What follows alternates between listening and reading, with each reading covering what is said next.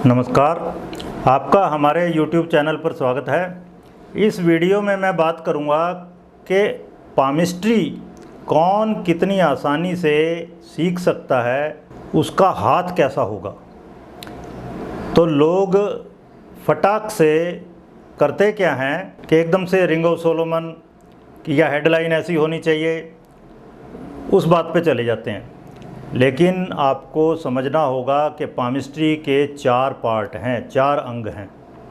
एक है कीरोग्नोमी, हस्त संरचना शास्त्र, जो आप जनरली सारा हाथ देखते हो रेखाओं के अलावा। दूसरा है कीरोमेंसी, हस्त रेखा शास्त्र, हाथ में जो रेखाएं हैं वो। तीसरा है डर्मेटोग्लिफिक्स, जो फिंगरप्रिंट पैटर्न है। इसी तरह पूरी हथेली पर एक स्किन का पैटर्न है, उसको पामर रिज पैटर्न कहते हैं वो। और चौथा हैंड जेस्चर एंड पोस्चर, के व्यक्ति संकेत की भाषा है, हाथ कैसे लेके चलता है, कैसे मिलाता है, उठते बैठते वक्त उसके हाथ के जेस्चर पोस्चर क्या होते हैं, किस तरह से वो अपने हाथों को प्रयोग करता है। तो ये सब तो 4 अंग हैं आजकल पामिस्ट्री के, तो हम सभी को टच करने की कोशिश करेंगे। तो पहला है कीरोग्नोमी, हस्त संरचना शास्त्र। तो हम बात करें यहाँ पर कौन अच्छे से पामिस्ट्री सीख सकता है फटाफट। तो यहाँ पे पहला है हाथ। ओवरऑल देखिए हाथ का साइज, हाथ बड़ा हो बहुत बढ़िया। जितना बड़ा हाथ है उतना गहनता में व्यक्ति जा सकता है, गहराई में जा सकता है, रिसर्च माइंडेड होता है। छोटे हाथ वाला जनरली फिर नैरो माइंडेड रह जाता है। खासकर अगर हाथ संकीर्ण है, हाथ अगर नैरो है, हाथ की चौड़ाई कम है, तो पामिस्ट्री सीखने के लिए बढ़िया नहीं है। हाथ बड़ा हो, हाथ चौड़ा हो, तो वो शुभ है पामिस्ट्री सीखने के लिए। फिर आइए दूसरा पॉइंट है इलास्टिसिटी, हाथ कितना लचीला है। तो इस तरह थोड़ा सा प्रेशर लगा के देखिए पीछे कितना जाता है हाथ। जितना हाथ पीछे जाए, जितना हाथ लचीला है, उतना ही दिमाग भी लचीला है। Because hand depicts your mind, दिमाग का दर्पण है हाथ, ऐसे कह लो। If your mind is your hard disk, hand is a monitor. तो दिमाग आपका हार्ड डिस्क है, हाथ क्या है, मॉनिटर है, सामने दिख रहा है कंप्यूटर पे जो, वो आपके दिमाग में। ठीक है, तो इलास्टिक होना चाहिए, लचीला होना चाहिए हाथ। इसका मतलब उसका दिमाग भी लचीला है। जिसका लचीला दिमाग होगा वो व्यक्ति नई नई परिस्थितियों से, नए नए लोगों से समय अनुसार नई नई बातें सीख सकता है। उसका चाहक होता है, आग्रही होता है। दूसरा ये कंसिस्टेंसी ऑफ हैंड। कंसिस्टेंसी क्या, हाथ में एनर्जी कितनी है। जब आप किसी से हाथ मिलाते हैं तो ये माउंट्स दबने चाहिए, ये पर्वत दबने चाहिए, और फिर जैसे हाथ मिलाना बंद किया तो वापस अपनी जगह पे। तो इसका मतलब है हाथ में ऊर्जा तो है, लेकिन ऐसा व्यक्ति थोड़ी देर के लिए दूसरों के साथ एडजस्ट भी हो जाता है, फिर जैसा है वैसा है। तो बहुत ज़्यादा सख्त हाथ भी नहीं होना चाहिए, क्योंकि ऐसा व्यक्ति फिर कुछ भी नया सीखने का चाहक नहीं होता, नए नए लोगों से, परिस्थितियों से मिलने जुलने का चाहक नहीं होता। और अगर बहुत लिजलिजा हाथ है, बहुत एनर्जी की कमी है, जिसे लेथार्जिक हैंड कहते हैं, या सॉफ्ट हैंड है, तो फिर उसमें ऊर्जा की कमी है, ऐसा व्यक्ति सीखने पढ़ने का इच्छुक नहीं होगा। तो वो कुछ नया, कुछ खास नहीं कर पाएगा। ठीक है, अब आइए तीसरा, कलर ऑफ हैंड। हाथ जितना गुलाबी रंग का होगा, गुलाबी लाल या कमल जैसे रंग का, वो बहुत ही शुभ है। फिर बाल, हाथ पर बाल ज़्यादा नहीं होने चाहिए, ठीक ठाक बाल हों। ये जिस तरह हाथ पे पीछे की तरफ बाल होते हैं, अंदर तो कोई बाल का मतलब ही नहीं है। ठीक है, तो ज़्यादा बाल नहीं हो, ठीक ठाक बाल हो, लेकिन जो बाल हैं वो काले रंग के, जवानी में है तो ओके, और मुलायम होने चाहिए, खुरदरे बाल ना हो। फिर आइए हाथ को 3 पार्ट में डिवाइड किया जाता है। हॉरिजॉन्टल डिवीज़न, हॉरिजॉन्टल डिवीज़न में क्या है, उंगलियां केवल, ये इसको कहते हैं मेंटल वर्ल्ड, मानसिक क्षेत्र। फिर शुक्र और चंद्र पर्वत को छोड़ के एक लाइन इस तरह ड्रॉ की जाती है, सारे पर्वत चारों आ गए, और ऊपरी और निम्न मंगल आ गया, मिडल वर्ल्ड, और ये निम्न क्षेत्र। तो जो व्यक्ति पामिस्ट्री इजीली सीखना चाहते हैं और जल्दी सीख जाएंगे, उनका क्या है, मेंटल वर्ल्ड डेवलप हो, मानसिक क्षेत्र और व्यवहारिक क्षेत्र, ये विकसित होने चाहिए। ठीक है, और उंगलियों को भी 3 क्षेत्र हैं, अपर, मिडल, लोअर। उंगलियों का पहला पर्व जो है ये मानसिक क्षेत्र कहलाता है। तो ये स्क्वायर हो या ट्रेपीजॉइडल हो, कोनिकल भी हो सकती हैं, लेकिन बढ़िया बनी हुई हो, ये ऊपर से गोलाई लिए हुए उंगलियां, तो ये देखना है। तो मानसिक क्षेत्र विकसित होना चाहिए जो जल्दी से पामिस्ट्री सीखना चाहते हैं। फिर आइए पूरे हथेली का वर्टिकल डिवीज़न भी किया जाता है। इस तरह से गुरु और शनि की उंगली के बीच में एक लाइन ड्रॉ की जाती है। तो ये हो गया गुरु पर्वत, निम्न मंगल और शुक्र पर्वत एक तरफ, और फिर सूर्य की उंगली के बिल्कुल बीच से एक लाइन ड्रॉ की जाती है। तो इधर ऊपर बुध पर्वत हो गया, आधा सूर्य, ऊपरी मंगल और चंद्र पर्वत।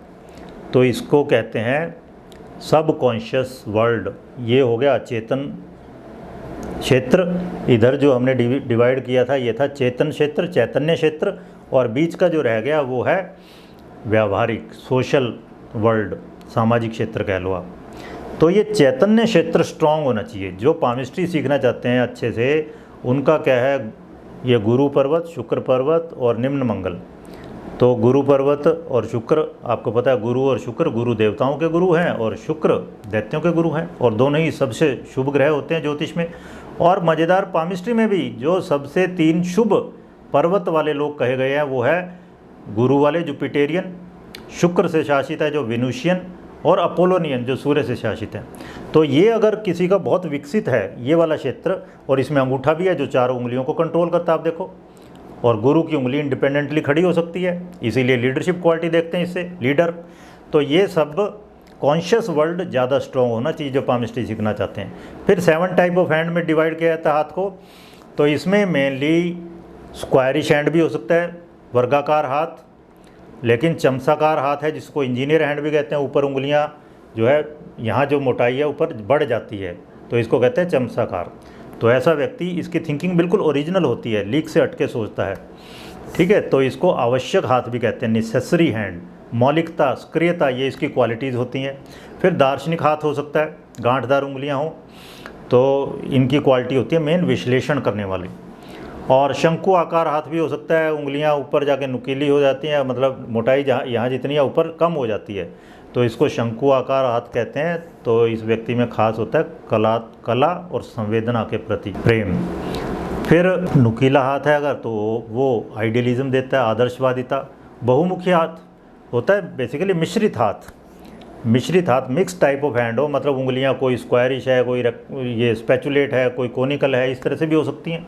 तो इसको कहते हैं हम मिक्स्ड हैंड, मिश्रित हाथ।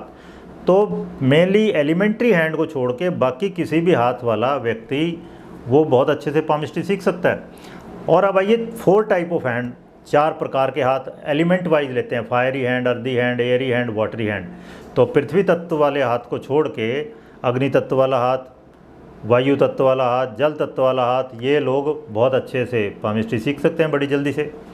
हम ये जल्दी से की बात करें, कौन कितनी जल्दी सीख सकता है? सीख हर कोई सकता है, बस बाकी लोगों को थोड़ा टाइम लगेगा ज़्यादा। फिर आइए स्किन टेक्सचर, त्वचा कैसी है? त्वचा खुरदरी नहीं होनी चाहिए बहुत ज़्यादा, मध्यम हो, ना तो बहुत ज़्यादा मुलायम और ना ही ज़्यादा खुरदरी। तो ऐसा व्यक्ति सही रहता है, पामिस्ट्री सीखना उसके लिए बड़ा इजी है। फिर आइए उंगलियां, थोड़ा सा मैंने बताया भी था, तो 4 उंगलियां हैं, ठीक है। गुरु की उंगली बहुत प्रोमिनेंट होनी चाहिए, वैसे तो 4 उंगलियां ऐसे लो।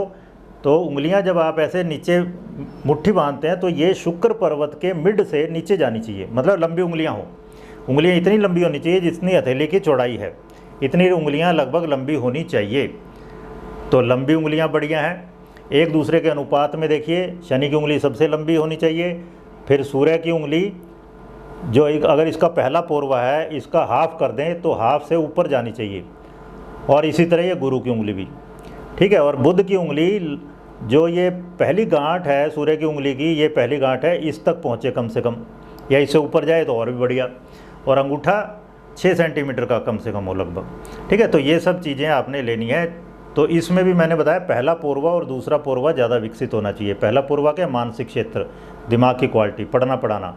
दूसरा क्या है, प्रैक्टिकल अप्रोच, व्यवहारिकता। तो ये सब बातें देखनी है। उंगलियां ज़्यादा मोटी ना हो, ज़्यादा पतली भी ठीक नहीं है, ठीक है। तीनों पर्व हमने देखे। शेप, टिप की शेप, गोलाई लिए हो, गोलाई लिए हुए क्या बताती है, सुसंस्कृत है, सभ्य है। जितनी गोलाई होगी, आप देखो कोई भी चीज़ आर्टिकल है, उसका जब डिज़ाइन होता है उसमें गोलाई जितनी ज़्यादा होगी उतनी महंगी। चाहे वो जूते चप्पल हों, आजकल आपकी गाड़ी है, बुलेट ट्रेन है, कुछ भी, जितनी कर्वी होगी, हमारी पूरी बॉडी कर्वी है, तो इसमें गोलाई लिए हो उतना बढ़िया है, ठीक है। वो व्यक्ति रिफाइंड टेस्ट का है, सुसंस्कृत है। तो ये ध्यान रखना है। फिर गांठें, दूसरी गांठ डेवलप हो बहुत बढ़िया है, पहली गांठ इतनी विकसित होनी अच्छी नहीं है, दूसरी गांठ डेवलप होनी अच्छी है। तो ऐसा व्यक्ति सोच समझ कर बोलेगा, पहले तोलो फिर बोलो, कहते हैं ना, तो इस तरह से। तो ये व्यक्ति कोई भी ज्ञान लेता है उसमें लॉजिक लगाता है, एनालाइज करता है, और बोलना भी है, डायलॉग डिलीवरी करनी है, तब भी बहुत सोच समझ के बोलता है सामने वाले को। फिर गैप, ये गैप देखने हैं, ये इसको कहते हैं इंडिपेंडेंस ऑफ थॉट, विचार की आज़ादी, विचार स्वातंत्र है। इंडिपेंडेंस ऑफ एक्शन, कर्म की आज़ादी। इंडिपेंडेंस फ्रॉम सोसाइटी, तो सोसाइटी वाले में गैप ज़्यादा होने की ज़रूरत नहीं है, लेकिन ये दोनों गैप, विचार की और कर्म की आज़ादी बहुत ज़रूरी है। जब तक आप विचार ही बिल्कुल अलग नहीं होगा आपका, पिटे पिटाए रास्ते पे चलने का कोई तुक नहीं है, ठीक है ना। आपने किसी को प्रेडिक्शन देना है, किसी का हाथ देखना है, तो आपके अपने विचार होने चाहिए, आप कर्मों में स्वतंत्र हों, वो ठीक है, वो एथिकल होने चाहिए, मोरल होने चाहिए, सोशली एक्सेप्टेड हों। ओके, फिर उंगलियां ये देखिए, जितनी स्ट्रेट होंगी उतना बढ़िया, ज़्यादा इधर उधर झुकी हुई ना हो। अगर ये इधर झुकी है ज़्यादा तो स्वतंत्र प्रवृत्ति का होता है बहुत ज़्यादा। ओके, तो इसी तरह ये है तो मुँहफट हो सकता है। तो इस तरह से आप जितनी स्ट्रेट होंगी उंगलियां उतनी बढ़िया। फिर उंगलियों पर ये चक्र, डर्मेटोग्लिफिक्स, यहाँ पर चक्र बने हों बहुत बढ़िया। लूप भी हो सकते हैं, कोई प्रॉब्लम नहीं है, लेकिन सबसे शुभ मानी जाती है मोरपंखी, peacock's eye. Peacock's eye basically ये कॉम्बिनेशन है, अंदर चक्र और बाहर लूप या शंख जिसे कहते हैं। फिर ये अंगूठा, अंगूठा बेसिकली ऊर्जा, देखते हैं अंगूठे से, ये दबा के देखो शुक्र पर्वत को, अगर दर्द हो तो इसका मतलब शरीर की वाइटैलिटी, दमखम की कमी है। तो इसकी शेप अच्छी सी होनी चाहिए, सुगड़ होनी चाहिए, ठीक है। तो ये ना हो, ये ना लगे कि मांस का लोथड़ा सा चिपका दिया है, तो शेप इसकी बढ़िया सी लगे। ओके, अब ये ऊपर से मान लो गोलाई है, फिर यहाँ चौड़ा है, फिर कम हो गया, तो इसको कहते हैं डिप्लोमेटिक थंब, ये ध्यान देना है। फिर इसका गैप कितना है, जितना ज़्यादा गैप होगा उतना ही व्यक्ति दिल और दिमाग बड़ा है उसका, खुली सोच का है, खुले विचारों का, खुले दिल का है, और पामिस्ट के लिए होना बहुत ज़रूरी है। ये एक तो ये गैप देखा आपने। फिर देखिए कोण, ये वाले कोण, इसको कहते हैं एंगल ऑफ मैनुअल डेक्सटेरिटी, हस्त लाघव का कोण। ऐसे दिखाता हूँ आपको, ये वाला कोण, ये हस्त लाघव का कोण है, मतलब ये आदमी अपने काम, अपने हाथ से काम करने में निपुण है, चतुर है, इंजीनियर हो सकता है, बढ़िया। फिर एक ये कोण, यहाँ पे हथेली जहाँ मिलती है कलाई से, ये निकला हुआ हिस्सा है, ये वाला, इसको कहते हैं एंगल ऑफ म्यूज़िक या एंगल ऑफ टाइमिंग। इस व्यक्ति को पता है कब क्या करना है, पूरी स्कीम बना के चलता है, पूरी प्लानिंग बना के चल सकता है बहुत अच्छे से। टाइमिंग, भाई संगीत क्या है, टाइमिंग ही तो है ना।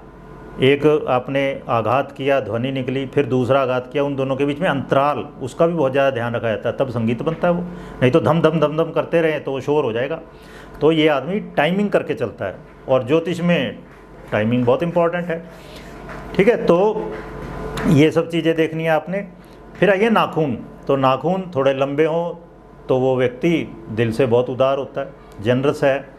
नाखून चौड़े होने चाहिए, जितने चौड़े नाखून होंगे, नाखून बेसिकली उंगली की शील्ड का काम करते हैं, उंगली को प्रोटेक्ट करते हैं। ये जिस तरह बुलेट प्रूफ जैकेट पहन ली ना अपने छाती पे, छाती प्रोटेक्ट हो गई तो कॉन्फिडेंस आ जाता है। इसी तरह उंगली पर ये नाखून है, ये पूरी उंगली को घेरे हुए होंगे तो कॉन्फिडेंस आ जाएगा, ब्रॉड माइंडेड होगा आदमी। संकरे नाखून है तो क्रिटिकल अप्रोच होती है, बात बात में मीन मेख निकालता है वो।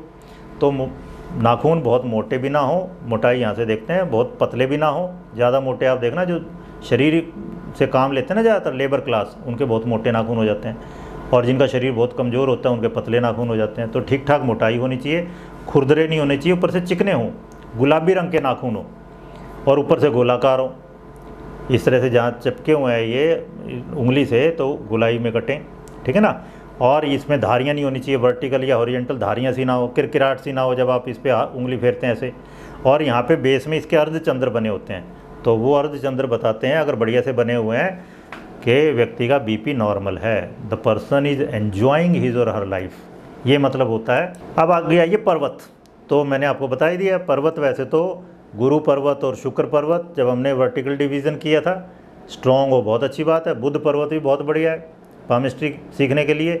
फिर सूर्य और शनि, चारों आप देखो, ये चारों माउंट्स दशम भाव के कारक हैं ज्योतिष में। गुरु दशम भाव का कारक है, शनि दशम भाव का कारक है, सूर्य दशम भाव का कारक है, बुध दशम भाव का कारक है। चारों ही आपको कर्मठता देते हैं। तो पर्वत उभरे हुए होने चाहिए, दबे हुए ना हो।